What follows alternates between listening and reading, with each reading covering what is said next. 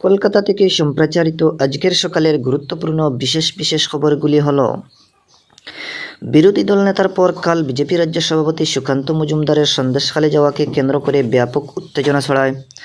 তাকে গ্রেফতার করে বন্ডের বিনিময়ে ছেড়ে দামাখালিতে ফেরত পাঠানো হয়েছে। সুকান্তবাবু বলেছেন, এইভাবে দমিয়ে রাখা যাবে না। এদিকে জাতীয় আদিবাসী কমিশনের ভাইস চেয়ারম্যানের নেতৃত্বে এক প্রতিনিধি দল কাল সন্দেশখালী যায়। সেখানকার পরিস্থিতি উদ্বেগজনক বলে তারা জানিয়েছেন। অন্যদিকে প্রধানমন্ত্রী নরেন্দ্র মোদী আজ মাসের প্রথম সপ্তাহে রাজ্যে আসছেন।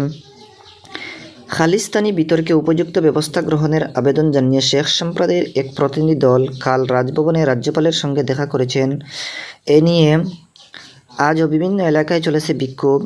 এদিকে নির্বাচন কমিশন এবারে লোকসভা ভোটে প্রার্থী পিছু ব্যয়ের পরিমাণ 70 লক্ষ টাকা থেকে বাড়িয়ে 95 লক্ষ করেছে। এদিকে লোকসভা ভোটের আগে আদিবাসী ও জনজাতির মানুষের কথা শুনতে মুখ্যমন্ত্রী কাল এক বৈঠক করেন। সেখানে চোপড়ায় নিহত 4 শিশুর পরিবারকে 2 লক্ষ টাকা করে আর্থিক সাহায্য দেওয়ার ঘোষণা। এবারে শুনেন বিস্তারিত খবর। বিরোধী দলনেতা শুভেন্দু অধিকারীর পর কাল বিজেপি রাজ্য সভাপতি সুকান্ত মজুমদারের সন্দেশখালী যাওয়াকে কেন্দ্র করে ব্যাপক উত্তেজনা ছড়ায়। সন্দেশখালী থানার ওসির সঙ্গে তিনি দেখা করতে গেলে পুলিশ তাকে বাধা দেন। তারপর সুকান্তবাবু সেখানে অবস্থানে বসেন। পুলিশ তাকে সরতে বললেও শেখ শাহজাহানের গ্রেফতার না হওয়া পর্যন্ত তিনি এই অবস্থান চালিয়ে যাবেন বলে বিজেপি রাজ্য সভাপতি স্পষ্ট জানান। তার কিছুক্ষণের মধ্যে পুলিশ 144 ধারা জারির কথা বলে জোর করে টেনে হিচড়ে তাকে সেখান থেকে সরিয়ে দেয়। এরপর তাকে গ্রেফতার করে টুটুয়ে তুলে সন্দেশখালী থানায় নিয়ে যাওয়া হয়। পরে বন্ডের বিনিময়ে তাকে ছেড়ে দিয়ে পুলিশের বুটি করে সন্দেশখালী ঘাট থেকে দামাখালিতে ফেরত পাঠানো হয়েছে। সেখানে সাংবাদিকদের কাছে বিজেপি রাজ্য সভাপতি তার খুব উগড়ে দিয়ে বলেন, এর আগে বসিরহাট উপসংশোধনাগারে সন্দেশখালী কাণ্ডে ধৃত বিজেপির 11 জন কর্মীর সঙ্গে দেখা করার পর সুকান্তবাবু সন্দেশখালী যান। পথে দামাখালিতে পুলিশ সুকান্তবাবু ও তার সঙ্গে থাকা বিজেপি নেতাকর্মীদের আটকে দেয়। তাকে শুধুমাত্র নিরাপত্তা রক্ষী সঙ্গে নিয়ে সন্দেশখালী যাওয়ার কথা বলা হয়। সুকান্তবাবু অন্তত একজনের তার সঙ্গে যাওয়ার অনুমতি চাইলে তা মঞ্জুর হয়নি। তিনি একাই এখানে পৌঁছান। প্রথমে যান জেলবন্দি নেতা বিকাশ সিং এর বাড়িতে। তার পরিবারের সদস্যদের সঙ্গে কথা বলেন। এদিকে সন্দেশখালীতে 2 নম্বর ব্লকের 9টি জায়গায় আবার 144 ধারা জারি করা হয়েছে। কাল রাত 12টা থেকে শনিবার 24শে ফেব্রুয়ারি বেলা 12টা পর্যন্ত ত্রিমোহনী বাজার, পাত্রসাহা সহ এই 9টি জায়গায় 144 ধারা বলবৎ থাকবে। অন্যদিকে ভাইস চেয়ারম্যান অন্তত নায়েকের নেতৃত্বে জাতীয় আদিবাসী কমিশনের প্রতিনিধি দল কাল সন্দেশখালী গিয়ে স্থানীয় বাসিন্দাদের সঙ্গে কথা বলে। 2 নম্বর ব্লকের সিংহপাড়া, নতুনপাড়া, পুকুরপাড়া ও পত্রপাড়ায় বাড়ি বাড়ি গিয়ে আদিবাসীদের জমি দখল সহ পলাতক তৃণমূল কংগ্রেস নেতা শেখ শাহজাহান ও তার দলের বিরুদ্ধে উঠা বিভিন্ন অভিযোগ সম্পর্কে খোঁজ খবর নেন তারা। কলকাতায় ফেরার আগে সাংবাদিকদের অন্তত নায়েক জানান, সন্দেশখালী পরিস্থিতি খুবই উদ্বেগজনক। পুরো বিষয়টি নিয়ে রিপোর্ট জমা দেওয়া হবে। এদিকে তথ্য ও সম্প্রচার মন্ত্রী অনুরাগ সিং ঠাকুর আবারও সন্দেশখালীর ঘটনার তীব্র নিন্দা করেছেন। নতুন দিল্লিতে কাল সাংবাদিকদের তিনি বলেন, পশ্চিমবঙ্গে মহিলারা সুরক্ষিত নন। অন্যদিকে সংবাদ মাধ্যমের কর্মীদেরও যেভাবে বাধা দেওয়া হচ্ছে, গ্রেপ্তার করা হচ্ছে, তা গণতন্ত্রের পরিপন্থী।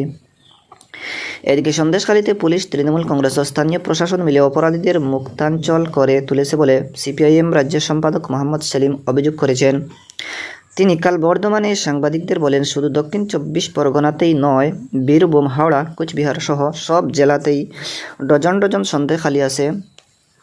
রাজ্য সরকারের মততেই পুলিশ অপরাধীদের আড়াল করেছে। রক্ষকই ভক্ষক, তাই মানুষকে নিজের হাতে আইন তুলে নিতে হচ্ছে।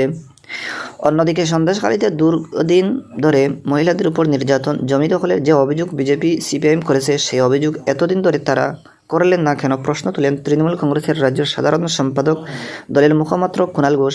বিজেপি ও সিপিআইএম গণ্ডগোলে প্ররোচনা দিচ্ছে বলে তিনি অভিযোগ করেন। এদিকে সন্দেশখালীতে শেখ আইপিএস আধিকারিককে বিজেপি নেতাদের খালিস্তানি মন্তব্য করার বিরুদ্ধে তীব্র সমালোচনা করেছেন প্রদেশ কংগ্রেস সভাপতি সাংসদ অধীর রঞ্জন চৌধুরী।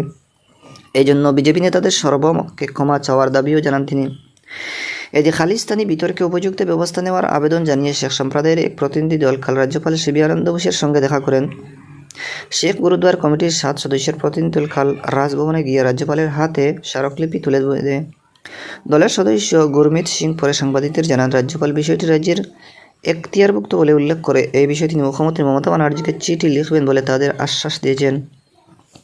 এদিকে সন্দেশখালীতে রাজ্যের বিরোধী দলনেতা শুভেন্দু অধিকারী আইপিএস অফিসার যশপ্রীত সিংকে খালিস্তানি বলায় কালো বিভিন্ন জেলা থেকে বিক্ষোভ কর্মসূচির খবর এসেছে।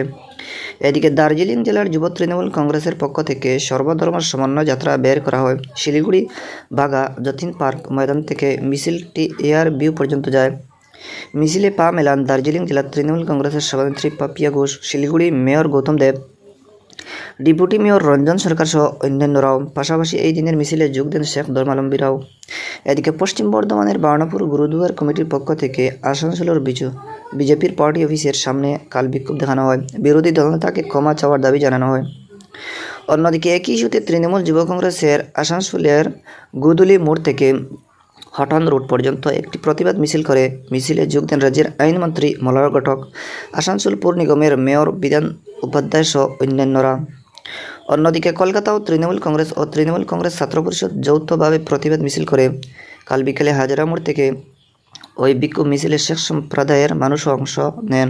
তারা বিজেপির বিরুদ্ধে এই ধরনের মন্তব্যের বিরুদ্ধে তীব্র ধিক্কার জানায়। এদিকে প্রবীণ বিজেপি নেতা প্রধানমন্ত্রী নরেন্দ্র মোদী আগামী মাসের প্রথম সপ্তাহে রাজ্যে আসছেন। দলের রাজ্য সভাপতি সুকান্ত মজুমদার কাল সাংবাদিকদের প্রশ্নের উত্তরে জানিয়েছেন, প্রাথমিক সফরসূচি অনুযায়ী প্রধানমন্ত্রী রাজ্যে এসে বারাসাতের কাছাড়ি ময়দানে জনসভা করবেন। মূলত মহিলাদের নিয়ে এই সভা হবে। সন্দেশখালী আক্রান্ত মহিলারাও চাইলে সেখানে প্রধানমন্ত্রীর সঙ্গে দেখা করতে পারবেন। এদিকে সুকান্তবাবু বলেন, শুধুমাত্র সন্দেশখালী নয়, বাংলার প্রতিটি গ্রামে মহিলাদের উপর যে অত্যাচার চলেছে বিজেপি তার সমাধান চান। সেই কারণেই প্রধানমন্ত্রী রাজ্যে আসছেন। তবে কেন্দ্রীয় স্বরাষ্ট্রমন্ত্রী এই মুহূর্তে রাজ্যে আসার কোনো পরিকল্পনা নেই বলে তিনি জানিয়েছেন। এদিকে জনসাধারণকে তাদের লোকসভা কেন্দ্রের বিশদ তথ্য এবং সেই এলাকায় চালু থাকা বিভিন্ন কেন্দ্রীয় সরকারি প্রকল্প উন্নয়ন সম্পর্কে অবহিত করতে আকাশবাণী কলকাতার সংবাদ বিভাগ শুরু করেছে বিশেষ অনুষ্ঠান ভারত বিকাশ ডায়েরি। প্রতিদিন রাত 8:50 গীতাঞ্জলি প্রচার তরঙ্গে শুনুন 10 মিনিটে এই অনুষ্ঠান। এছাড়াও আমাদের সোশ্যাল মিডিয়া অনুষ্ঠানটি সরাসরি শোনা যাচ্ছে। আজকের প্রতিবেদন থাকছে বাঁকুড়া লোকসভা কেন্দ্র। এদিকে নির্বাচন কমিশন এবারে লোকসভা ভোটে প্রার্থী পিছু নির্বাচনী ব্যয়ের পরিমাণ 70 লক্ষ থেকে বাড়িয়ে 95 লক্ষ টাকা করেছে। স্বীকৃতি রাজনৈতিক দলের নির্বাচনী প্রচারে 40 জন তারকা ব্যক্তিত্বকে না যাবে বলে রাজ্যের মুখ্য নির্বাচন আধিকারিক ডক্টর আরিজ আফতার জানিয়েছেন। আসন্ন লোকসভা ভোটে কমিশনের বিভিন্ন নির্দেশিকা সম্পর্কে সংবাদ মাধ্যমের প্রতিনিধিদের অবহিত করতে কাল আলিপুরের বাসভবনে এক কর্মশালায় বক্তব্য রাখেন তিনি। এদিকে লোকসভা ভোটের আগে আদিবাসী ও জনজাতির মানুষের কথা শুনতে মুখ্যমন্ত্রী মমতা ব্যানার্জি কাল এক বৈঠক করেছেন। ঘণ্টা দেড়েকের ওই বৈঠকে তাদের অভাব অভিযোগ শুনে বিভিন্ন সরকারি প্রকল্পের সুবিধা আরও ভালোভাবে তাদের কাছে পৌঁছে দিতে মুখ্যমন্ত্রী নির্দেশ দেন বলে প্রশাসনিক সূত্রে জানা গেছে। নবান্ন সভাঘরে ওই বৈঠকে মুখ্য সচিব বিপি গোপালিকা এবং রাজ্যের 2 মন্ত্রী বীরবাহা হাসদা ও জ্যোৎস্না মান্ডি এবং সাঁওতাল ভূমিজ মুন্ডা লুদা একাধিক কুড়ামি সামাজিক সংগঠনের নেতারা উপস্থিত ছিলেন।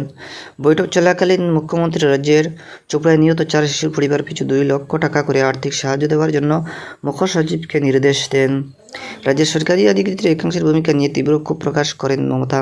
এদিকে কর্মী সমাজের তরফে তাদের জনজাতির তকমা দেওয়ার ব্যাপারে কেন্দ্রীয় সরকারের গাড়িমসির বিষয়টি বৈঠকে তুলে ধরা হয়। সংগঠনের নেতা রাজেশ মাহাতো জানান, মুখ্যমন্ত্রী একাধিকবার কেন্দ্রের চাহিদা মতো জাতিগত সমীক্ষা রিপোর্ট দিল্লিতে পাঠিয়েছে, কিন্তু এ ব্যাপারে পাল্টা রাজ্য সরকারের কাছে মতামত ব্যাখ্যা চাওয়ার বিষয়টি ঝুলিয়ে রাখা হয়েছে। এ নিয়ে তারা মুখ্যমন্ত্রীর দৃষ্টি আকর্ষণ করেছেন।